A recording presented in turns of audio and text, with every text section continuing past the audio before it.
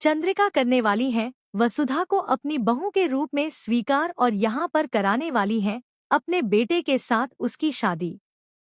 Serial वसुधा की बात करें तो वसुधा घूंघट डालकर आती है, अपना चेहरा ढककर।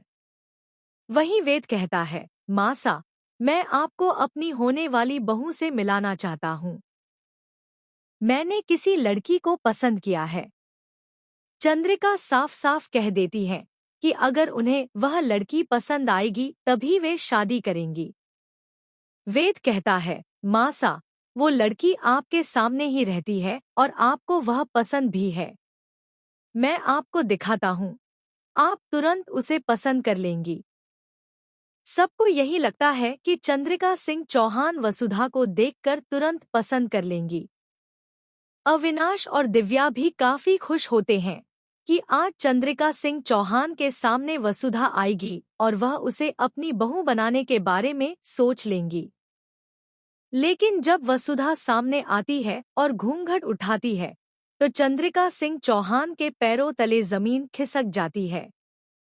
पहले वह गुस्से से वसुधा को देखती हैं और फिर पूछती हैं, यह सब क्या है?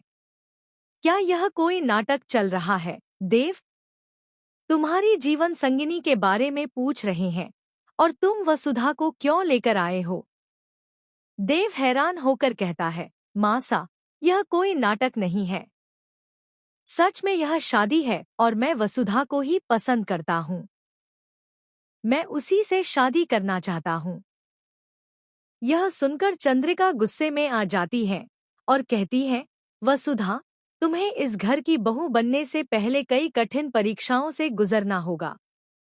अगर तुम देव की पत्नी बनना चाहती हो तो हमें यह यकीन दिलाना होगा कि तुम योग्य हो। भले ही तुमने कुछ भी किया हो, लेकिन हमने कभी तुम्हें अपनी बहू के रूप में नहीं देखा। अब वसुधा के सामने कई चुनौतियां रखी जाएंगी।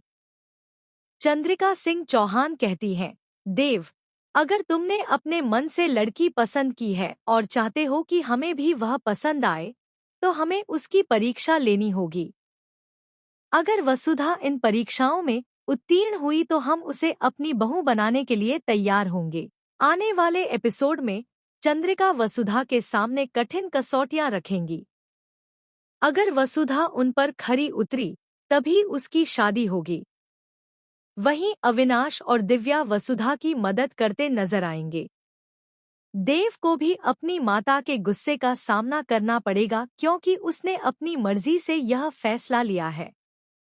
चंद्रिका ने हमेशा सोचा था कि वह अपने बड़े बेटे देव की शादी अपनी मर्जी से करेंगी, लेकिन अब वसुधा को चुनकर देव ने उनकी मनमर्जी को नकार दिया है। कहानी में यह दिखाया जाएगा कि चंद्रिका भले ही देव की बात को स्वीकार कर ले, लेकिन उनके मन में खलिश बनी रहेगी। उन्हें यह भी लगेगा कि वसुधा ने इस घर में रहकर उनके बेटे को फंसाया है और शादी का नाटक रचा है। कहीं न कहीं चंद्रिका का रोल यहाँ पॉजिटिव भी होगा, नेगेटिव भी और एक माँ की तरह भी। उन्होंने कभी नहीं चाहा था कि वसुधा उनकी बहू बने, लेकिन अब देव ने शर्त रख दी है कि वह उसी को पत्नी बनाएगा। अब चंद्रिका का फैसला क्या होगा, यह देखना बेहद रोचक होगा। आने वाले एपिसोड में साफ होगा कि क्या चंद्रिका सिंह चौहान वसुधा को अपनी बहू के रूप में स्वीकार करती हैं या उसे घर से बाहर निकाल देती हैं।